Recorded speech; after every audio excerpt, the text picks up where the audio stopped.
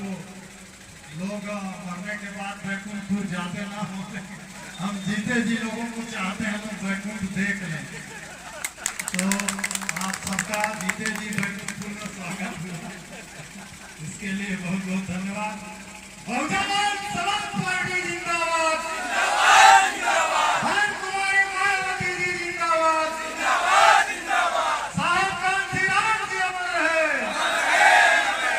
आइए साथियों, पामगढ़ विधानसभा से 3 बार एमएलए रहे, मध्य प्रदेश छत्तीसगढ़ के प्रदेश अध्यक्ष रहे, वर्तमान में बहुजन समाज पार्टी के स्टेट केंद्रीय कोऑर्डिनेटर परम आदरणीय दाऊ राम रत्नाकर जी को हम लोग सुने।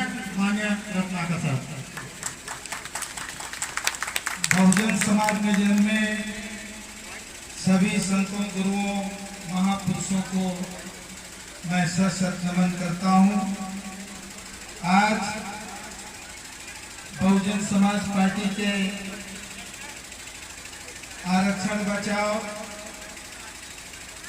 आत्मसम्मान एवं स्वाभिमान जगाओ यात्रा के स्वागत के लिए बैकुंठपुर में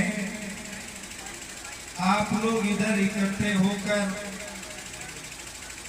हमारे यात्रा में निकले हुए सभी साथियों का स्वागत और सत्कार किया है। इस अवसर पर हमारे बीच में हमारे केंद्र के तरफ से कोऑर्डिनेटर, हमारे प्रदेश के प्रभारी श्री नर्मदा प्रसाद अहिरवार जी, हमारे प्रदेश के अध्यक्ष सम्माननीय श्री श्याम टंडन जी और मेरे सभी मंचासीन पदाधिकारीगण। समय काफी हो गया है, अब मात्र 10 मिनट बचा है, 4 बजने वाला है। आगे मनिंद्रगढ़ में भी मीटिंग है और मनिंद्रगढ़ के बाद चिरमिरी में भी मीटिंग है और आज का हमारा अंतिम पड़ाव चिरमिरी में है। तो अभी 2 प्रोग्राम और करने और दूरी भी तय करने, समय नहीं है, लेकिन फिर भी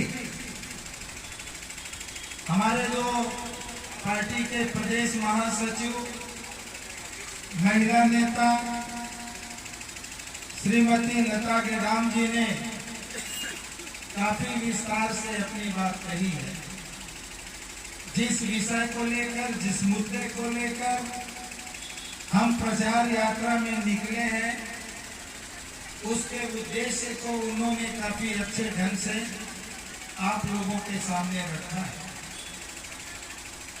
कुछ हमारे इस आदिवासी क्षेत्र के जो मूलभूत समस्या है, उन समस्याओं के तरफ, आदिवासियों की दशा के बारे में हमारे आदिवासी नेता भाई धन सिंह धुर्वे जी ने भी बहुत ही चंद लफ्जों में सारगर्भित बात कही है। और हमारे श्याम टंडन जी जो प्रदेश अध्यक्ष है, उन्होंने भी बहुत ही संक्षेप में अपनी बात रखी है। मैं सिर्फ आप सबसे एक बात के तरफ ध्यान आकर्षित करना जरूरी समझता हूं। आप सबको मालूम है कि चाहे देश में हो चाहे प्रदेश में हो, लगभग 40-45 वर्षों से हम लोग बहुजन समाज को जगाने का काम कर रहे हैं।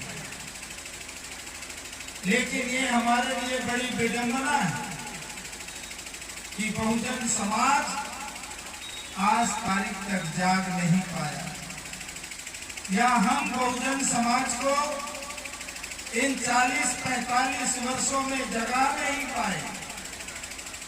आज भी अगर आप किसी गांव में जाएं, किसी कस्बे में जाएं, तो बहुत सारे ऐसे लोग मिल जाएंगे जो बहुजन समाज क्या है इस बात को नहीं समझ पाते। इसलिए मैं इतना बता देना चाहता हूं कि बहुजन समाज का मतलब है ऐसा समाज जिनकी संख्या इस देश में सबसे ज्यादा है। संख्या में सबसे ज्यादा है, लेकिन सबसे ज्यादा अंतर भी है, सबसे ज्यादा गरीब भी है, सबसे ज्यादा भूमिहीन भी है, सबसे ज्यादा बेरोजगार भी है, सबसे ज्यादा मेहनत भी करता है और सबसे ज्यादा इन्हीं लोगों के ऊपर अन्याय, अत्याचार, शोषण भी होता है।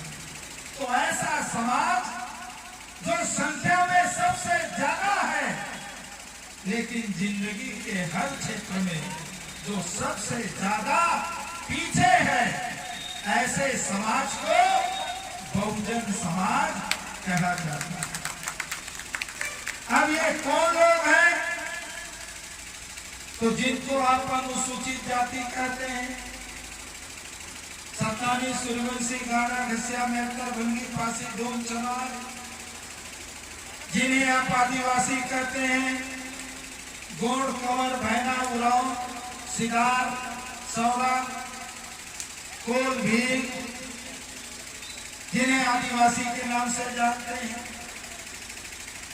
जिन्हें आप पिछड़ा वर्ग कहते हैं, तेली, कुर्मी, काछी, कलार, मरार, लोहार, केवट, धीवर, यादव, ऐसे 3743 जातियां ये पिछड़ी जाति कहलाती है। और इसके अलावा इन्हीं में से जो इस्लाम कबूल कर लिए, जो मुस्लिम बन गए या मुस्लिम कहलाते हैं, इन्हीं में से जो क्रिश्चियन बन गए, जो ईसाई कहलाते हैं, ऐसे विभिन्न धर्म के मानने वाले लोगों को धार्मिक अल्पसंख्यक कहा जाता है। और इन सब को मिलाकर इस देश में इनकी संख्या सबसे ज्यादा 100 में 85 है। और यही 85 संख्या वाला समाज इस देश में सबसे ज्यादा शिक्षा में, नौकरी में, जमीन में, धन में, संपत्ति में, हर क्षेत्र में सबसे ज्यादा पीछे है, शोषण का शिकार है। और ऐसे समाज के शोषण को मुक्ति दिलाने के लिए जो हमारे महापुरुषों ने संघर्ष किया और संघर्ष करके जो संविधान में प्रावधान रखा, लेकिन आजादी के इन 76 वर्षों में आज भी संविधान के हिसाब से वो काम पूरे नहीं हुए, बल्कि अब उसको खत्म करने के लिए ये लगे हुए हैं, चाहे वो प्राइवेटाइजेशन के नाम से हो, चाहे वो कोर्ट के माध्यम से हो, लेकिन इनके संवैधानिक अधिकारों को समाप्त करने की दिशा में वो लगे हुए हैं। लेकिन ऐ मेरे बहुजन समाज के लोगों, ऐ मेरे आदिवासी समाज के लोगों, ऐ मेरे अनुसूचित जाति समाज के लोगों, ऐ मेरे पिछड़े वर्ग समाज के लोगों, ऐ मेरे धार्मिक अल्पसंख्यक समाज के लोगों, साथियों, ये देश लोकशाही के आधार पर चलता है।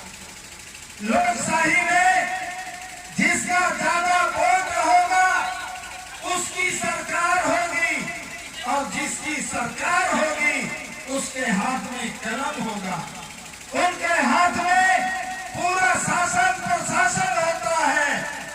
लेकिन दुख की बात है कि इतनी बड़ी आबादी होने के बावजूद लोकशाही में हम लोग बहुमत साबित करने का काम नहीं कर पाते, और बहुमत नहीं साबित करने के कारण जो अल्पजन है, जिनके पास वोट नहीं है, जिनके पास नोट है, तो नोट वाला समाज इस देश का शासक बनता है। जिस दिन ये बहुजन समाज अपने आप को समझ जाए कि मैं बहुजन हूं, चाहे वो अनुसूचित जाति के किसी भी जाति का व्यक्ति हो, चाहे आदिवासी समाज के किसी भी जाति का व्यक्ति हो, चाहे पिछड़ा वर्ग समाज का किसी भी जाति का व्यक्ति हो, चाहे धार्मिक अल्पसंख्यक समाज का व्यक्ति हो, अगर इतना वो समझ जाए कि मैं बहुजन हूँ, ये समझ जाए, बहुजन का मतलब समझ जाए, बहुजन का परिभाषा समझ जाए, और जिस दिन ये बहुजन समाज अपने आप को समझ जाएगा, मेरे साथियों, लोकशाही में आप अपने वोट के आधार पर बहुमत साबित करके अपनी सरकार बना सकते हैं। आज इस देश में कांग्रेस और बीजेपी दो पार्टी है। ये पार्टी हमारे नए अनुसूचित जाति के लोगों ने अपना खून पसीना लगाया, ना आदिवासी समाज के लोगों ने इसके पीछे खून पसीना लगाया, ना पिछड़े वर्ग के लोगों ने लगाया। आखिर इन पार्टियों को बनाने का काम किन लोगों ने किया?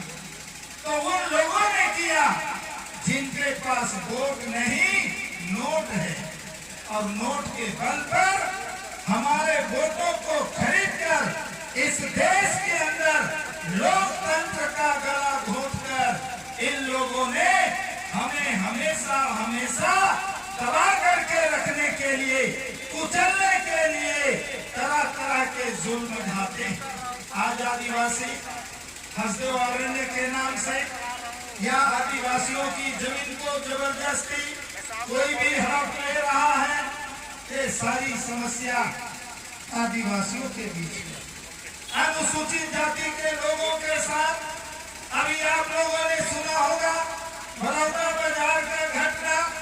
बड़ौदा बाजार के बाद अभी आप लोगों ने सुना होगा कवर्धा में तेली समाज के एक व्यक्ति को, पिछड़ा वर्ग के व्यक्ति को जिंदा घर के अंदर जला दिया गया।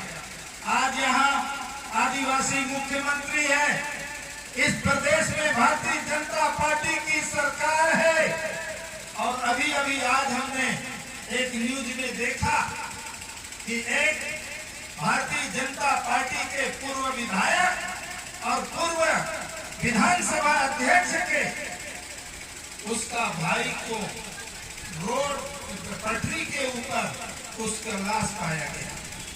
नारायण चंदेल जी का जो भाई है वो कुर्मी समाज का है।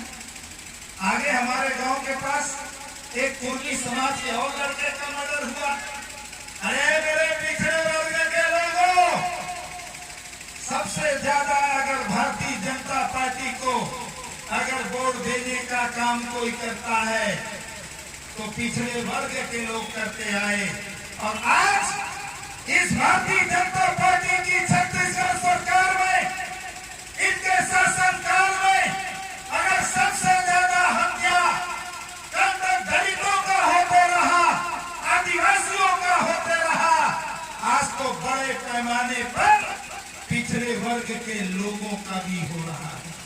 जब सारे के सारे हम लूट रहे हैं, सारे के सारे हम पिट रहे हैं, और सारे लोगों के अधिकार, चाहे अनुसूचित जाति का आरक्षण हो, चाहे जनजाति का आरक्षण हो, चाहे पिछड़े वर्ग का आरक्षण हो, सबका आरक्षण मारा जा रहा है। तो हम आपस में भाईचारा क्यों नहीं बना सकते? आपस में भाईचारा बनाकर, एकजुट होकर, बहुजन समाज बनाकर, एकमात्र इस देश में बहुजन समाज की पार्टी, नीला झंडा हाथी निशान की पार्टी, हम सब मिल करके हम अपनी बहुमत साबित कर सकते हैं। और जिस दिन हम अपनी बहुमत साबित करेंगे हमारी सरकार होगी।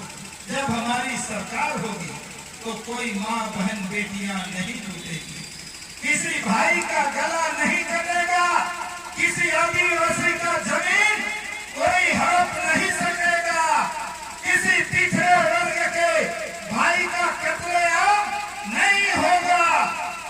आज इस देश की धन धरती आपके हाथ में होंगे, शासन प्रशासन आपके हाथ में होंगे। इसलिए ये जो प्रचार यात्रा है इसका उद्देश्य है बहुजन समाज को जगाना। हम बहुजन समाज को जगाने निकले। दुर्भाग्य है कि 40 साल में हम जगा नहीं पाए, लेकिन हम ये कहना चाहते हैं बहुजन समाज इतना भी बेहोश नहीं है कि ये नहीं जागेगा। हो सकता है हमारे प्रयासों में, हमारे मेहनत में, हमारे कार्यों में कुछ कमी रही होगी, लेकिन बहुजन समाज के कार्यकर्ता साथियों, मैं आपसे कहना चाहता हूं, अपनी ईमानदारी से, निष्ठा से, लगन से, समर्पण से, त्याग से संघर्ष करके अगर आप अपने समाज को जगाने का काम करोगे, उनके अंदर में वैचारिक चेतना पैदा करने का काम करोगे, तो वो दिन दूर नहीं है। आने वाले 4 साल के बाद इस छत्तीसगढ़ में बहुजन समाज पार्टी की सरकार होगी, क्योंकि कांग्रेस को लोगों ने देख लिया, भारतीय जनता पार्टी को देख लिया, और आज मैं दावे के साथ कहता हूं, आज अगर छत्तीसगढ़ में चुनाव हो जाए तो आज ये जो छत्तीसगढ़ की भारतीय जनता पार्टी की जो सरकार है, ये सरकार आज दोबारा चुन करके नहीं आ सकती, ऐसी इनकी हालत है। इसलिए लोगों का भरोसा, लोगों का विश्वास, लोगों की चाहत बहुजन समाज पार्टी के तरफ है। सवाल इस बात का है कि आपको मेहनत करने की जरूरत है, कार्यकर्ताओं को कार्य करने की जरूरत है, ईमानदारी से काम करने की जरूरत है।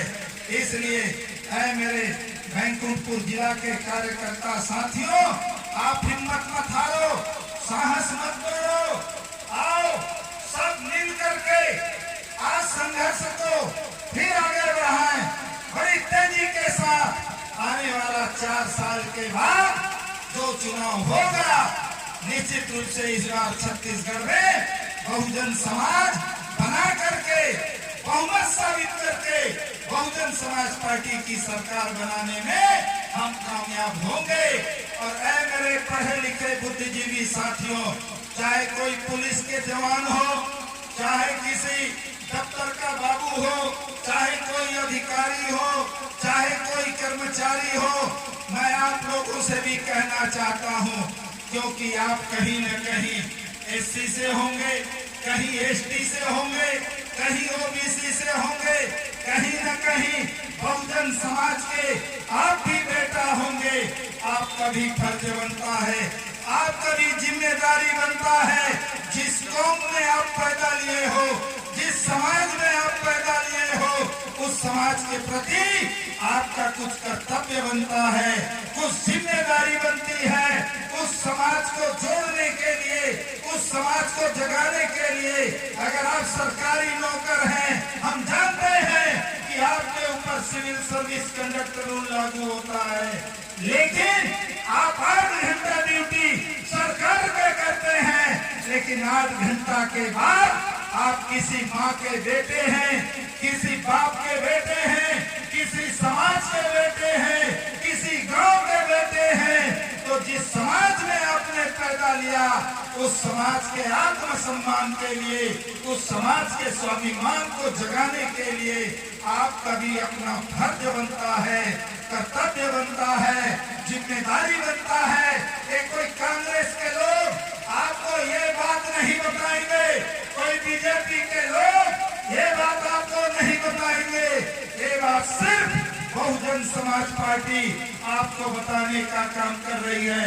आपके सामाजिक नैतिक दायित्व को, नैतिक जिम्मेदारी को एहसास कराने का काम करती है। इसलिए मेरा आपसे निवेदन है, अगर आप हमारी बात सुन रहे हैं, आप तक मेरी आवाज पहुंच रही है, तो जरूर बहुजन समाज पार्टी के नौजवानों का हौसला अफजाई करना, हिम्मत बढ़ाना, उसको हर तरह से ताकत देने का काम करना, ताकि एक दिन जब बहुजन समाज पार्टी की सरकार बने तो आप जैसे अधिकारी कर्मचारियों को आगे बढ़ने का मौका मिलेगा। तो इन्हीं शब्दों के साथ मैं 15 मिनट आपका समय ले लिया। मैं और ज्यादा न बात करते हुए मैं अपनी बात को यहीं विराम करना चाहता हूं। सभी साथियों को धन्यवाद। जय भीम।